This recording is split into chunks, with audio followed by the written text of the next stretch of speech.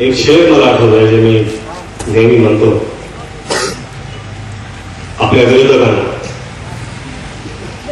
हम किसी पेड़ के बिखरे हुए पत्ते नहीं, हम किसी पेड़ के बिखरे हुए पत्ते नहीं, कोई जाके कह दे तूफान से कि वो अपनी औकात में है।